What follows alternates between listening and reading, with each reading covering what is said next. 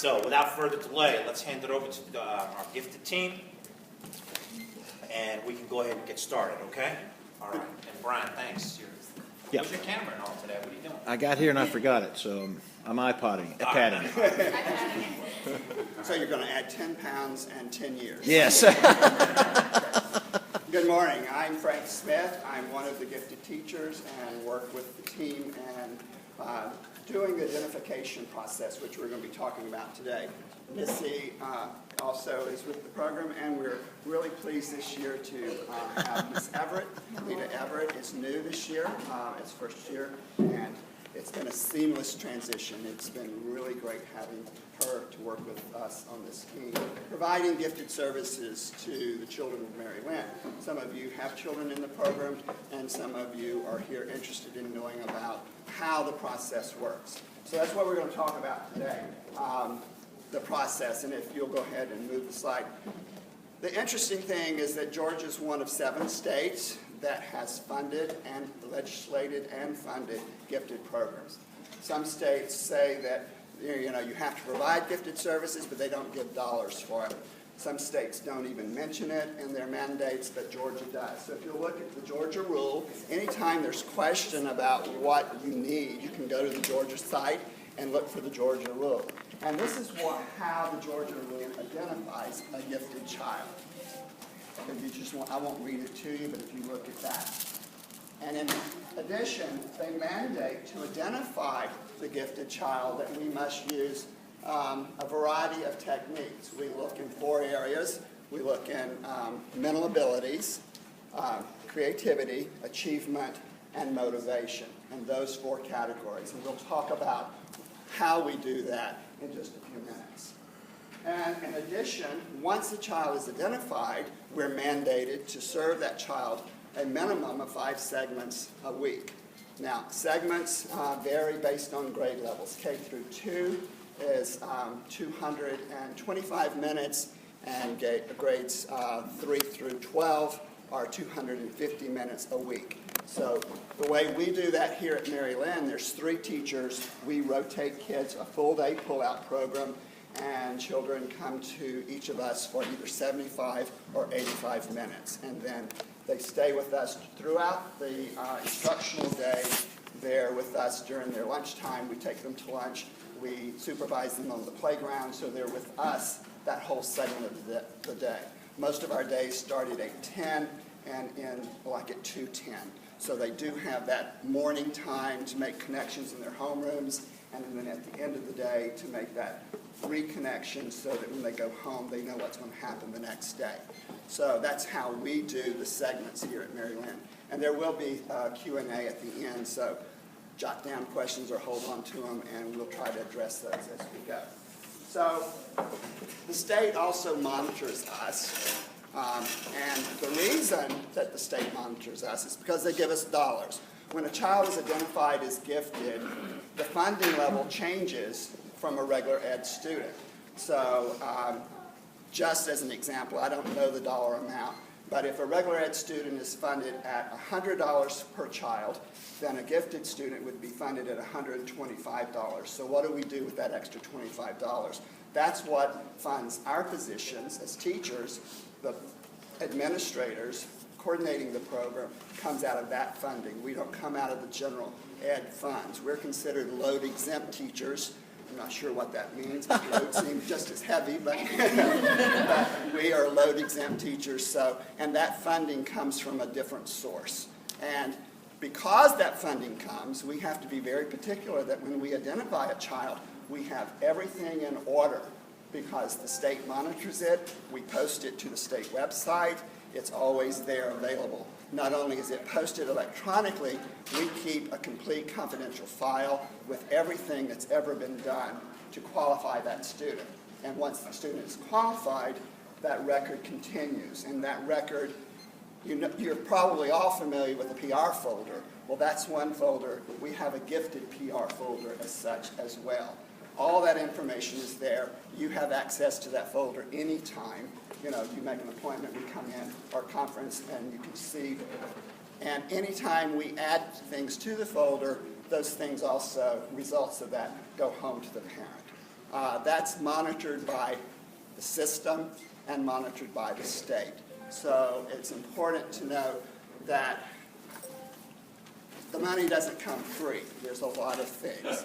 Now, the way that I like to think about it is that when we go through the identification process and a child has been identified for gifted services, we have identified a need. Just as if a child was performing poorly and was identified as special ed, there's federal funds which help fund programs for that child because they have a special need. Children who are identified as gifted have a need outside of the regular classroom for us to do more with them than what's being done, and that's mandated by the state, okay? What does FTE 1 and 3 mean? FTE counts is that in October we have a count day, and in March we have a count day, and we have to identify all the students who we are serving, and we report that to the state. Ms. Adamo is very much involved in that process. We submit our rosters. These are the students we are serving. We have backup saying, yes, they qualified based on the 3 out of 4 criteria, and then that count's given to the state. It's a funding formula, basically. We look at, I think the fall count is a projection. I think the spring count is actually how funding for the next school year is appropriated. And so we try to make sure that our count is right because the number of students equals the number of dollars that comes to the system, which allocates the number of positions that we have.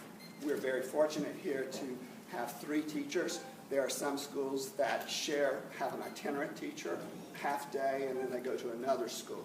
But because of the number in our population, we qualify. Our caseload, I think, is about 74. Each teacher, to have a full-time teacher, you need a caseload of about 74.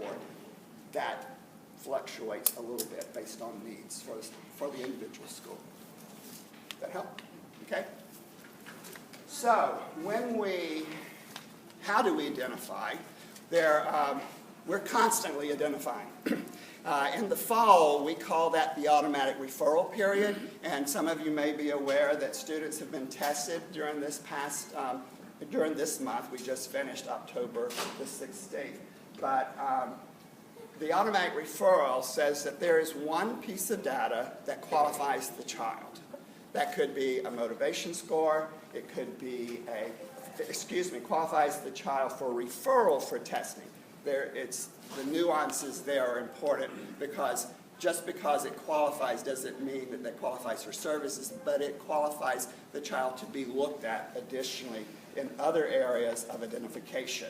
So automatic referral is that we look at all CRCT scores for 3 through 5. If we have a certain cutoff on that, that's a referral. If a child has been tested in previous years, has a qualifying achievement score, that's a referral. A mental score, that's a referral. So once we take all those referrals, we compile a testing roster. We send home letters saying your child has been referred for testing. Always, you have to give approval. We will never test a child without your approval. And we keep that written file in the file so that you know that we're following protocol. So once we start identifying children, if we have one piece of data, then we test. So during the automatic referral time, which was just closed, it has to be data-driven, which means that there's something that indicates a high score. Not just a gut feeling, but some number that says it qualifies, and then we move on. The teacher referral period is coming up soon, and the parent referral, you got a green sheet when you came in today. That green sheet, and not maybe wasn't green, but in that format, is sent to you the first day of school. We are also mandated that every parent is notified of the referral process, and so that letter goes out to you at the beginning of school. Every homeroom teacher sent it to every child in their room. And this is also posted on our Maryland website. It's on the state website. So that's quick and easy. It's pretty much what we're talking about today. You can refer back to that if you have additional questions. And anytime, please email me or one of the people on our team, and we'll be able to help you with that information. So the parent referral, it comes, and teacher referral is this period. Teachers will be doing what we call TABS, which is traits and attributes. It's a Likert scale. They observe children, everyone in their classroom that's not already identified, for 5 consecutive days out of a 10-day period. They do the Likert scale. They don't know what the score is. When they turn them into us, they're scored, and if there's a qualifying score there, then that student is referred for testing. Parents, on the other hand, that's where you use your gut. That's where you feel like, you know, my child is more than a high achiever. I think my child's gifted. You know, I want that to be confirmed.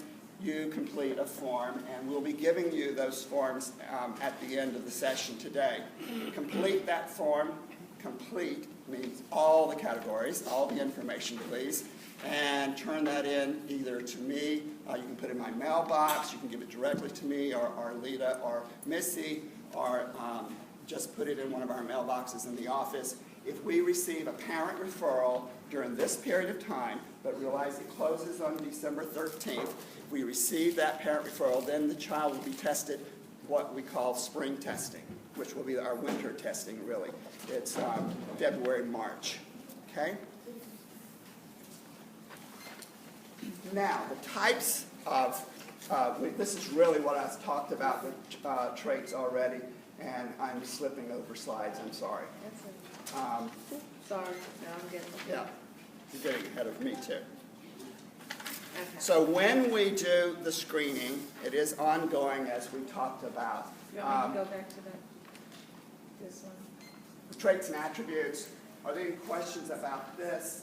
All teachers in the building that has any contact at all with the student during the course of the school day will have the opportunity to complete one of the traits and attributes forms. That we do a training each year and a retraining for teachers who have been in the program or are with the system already, but we do a faculty meeting where every teacher is trained. This is what this instrument is, this is how you need to use it, and this is the protocol to follow. But the referrals are just to go take the test, right? Exactly, we're So only talking about whether it's referral teacher- for testing. Right, so whether it's teacher or parent, I mean, if a parent goes through the process for the referral, that pretty much alleviates the teacher referral, correct? Right. It's the same means consent. Right. Okay. If you have a concern at all about your child being tested, you can always make the decision. You have the control there to make a referral, okay? Yes? Did you say that they are just marking what they see, then they turn the Likert into you, and then you grade And it? then They it's have- calculated. Then there's no way for them to have any bias or anything? No. Is that why? It's done They that do way? not know what score a Gotcha. child has to have to be able to achieve a referral for testing. Yeah. We try, the system, and this is not what we generate, this is what the system gives to us to use. Right. We have no control about what's done. We do it, based on protocol and the most appropriate, what is considered the most appropriate way for identifying students. Oh, I did, but you may have covered it occasionally. But the testing that's happening, or that just happened in October, who was that for again? Or That was automatic referral, good Okay. point. Those were kids who had already either been in the testing program previous years or came up as a referral on a CRT score. So, and so the parents did not have to give a consent for that? Or yeah, if a child was tested in the fall, then they gave the consent, Okay. yeah. Okay. Yeah, this may be a dumb question, but if our kids qualified for automatic referral in the October testing, would we know that already? You would have known that already. You would have already signed a consent form for testing. Good question. On the flip side of can we alleviate the teachers for testing, should we, since the window's the same for parent referral and teachers, should we be patient and let them go through, the teachers go through their process before Well, submitting you a won't parent know that until that's over. So I recommend, personally, if you feel a need for your child to be tested, make the referral. That's a sure thing. If you're waiting on the teacher because, they're filling out a Likert scale and they're looking for specific items, and it may not fit with what you think. Right. And Well- so if you want your child tested, this is a sure way of doing it, a parent referral. Okay, and not to get too personal, because we all have our stories, but my child's a kindergartner, so I'm not motivated to push this too much. You know, I rarely recommend kindergartners be tested. But the state mandates that we look at children K through 12. The choice is yours on that. I can't say yes or no to do it. I personally would not have my kindergarten child tested Got it. because I know the tests, they're so similar in K and 1 that a child's going to do much better in first grade than they are in kindergarten. The maturity is very important. I mean, kindergarten kids are just getting used to this whole thing of being in a group and using pencils for a reason. And how to take a test and And start how, with. you know, and so Totally understood. that's personal, totally, you know, it's not what the system says, but I say, you know, I would wait till first grade. Yes. Do parents ever see the results of the Likert scale or your conversion of it, or do you just get a letter that says you qualified on this particular level, or do you ever see? You do not see the scale, you do not see the results from the scale. You would know that, you know, if you get when you get a referral, it normally says it was automatic testing, it was parent referral, or automatic referral, parent referral, or teacher referral. There's a check on that form, and so we know how the child is referred. We report to the state how the child was referred for testing. But we don't really know, like, what the teacher thinks for our strengths. No. And I don't think you should on that particular thing. You know, if you have concerns about your child's development, that's a thing you talk about in conferences. How is my child doing? You know, and what are you recommending? But it alleviates a lot of pressure on the regular ed classroom teacher if there's some, you know, anonymity there. You know, it should be done anonymously. I'm sorry to persist on this point, but for kindergartners, are your concerns exclusively about the testing per se, or about them being in the gifted program itself? The concern is about the maturity for taking this type of testing. I think the follow-up to that is, I think part of the thing I'm kind of fuzzy on is being gifted or in this program. Is it every single year, or is it marked once and you stay in it forever? Once you're identified, you're always in the program unless you can be removed from the program from non-performance. You know, if you're not following the guidelines and you're not meeting, then doing the work. So in this example of the kindergarten, right? So new school, new environment, learning a whole bunch of things that may not translate well to testing. But if you take the test in kindergarten, could you not take it again in the first grade? You can. It depends on the instrument. You wouldn't take Some the same instruments- instrument, but Okay. like the mental ability COGAT, that's given that's good for 24 months. And so you can't take every instrument because of test validity. So. Okay. Admittedly, I get a little more confused, but I think that will probably clear up And over there's a time. slide that will address that in terms Okay. of what test you can take when, and Right, if they yeah, have a yeah. test in a certain area, there's a different one they can take if they come up. So just to again for follow up, testing. are you thinking that the downside for kindergartners is that they might find it an aversive experience taking the test because of the maturity? I'm still a little hazy on that. No, we aren't making recommendations whatsoever about whether or not we feel like a kindergartner should or should not be tested. In our experience, working with children, we found that the maturity level and their ability to concentrate and focus, just sitting at a table taking a test with a group of other kids, has been much more successful individually for those students because they've had an extra year to mature and just physically be at school. So we aren't making any recommendations based Yeah, on yeah. those specific questions. No, another way to that. phrase this is what's the downside, I guess, is what I would say. And that was kind of my question about Yeah. Well, how often do they test? How often can they test? some of the downside is that there's a lot of energy put into, oh, you're going to be tested for the gifted program, and they don't qualify. You know, how do you deal with that emotionally with the kindergarten child? They may not know much about it at that point, and then they're tested again in first grade, and should they not qualify again? We've done it twice now, and we still haven't qualified. You know, are we going to do it in the second, and the third, and the fourth grade? And so what does that do to self-esteem? You know your child best. That's where you make that decision, you know, and you can test in kindergarten, but you have to feel, you know, that you want that done.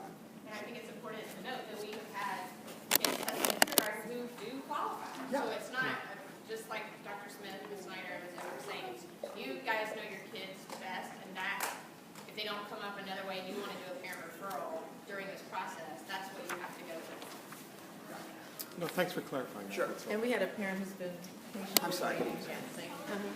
So what type of formats do the tests take? Are they oral? We're going to go through that. Okay. Yes, ma'am. Thank you. All right.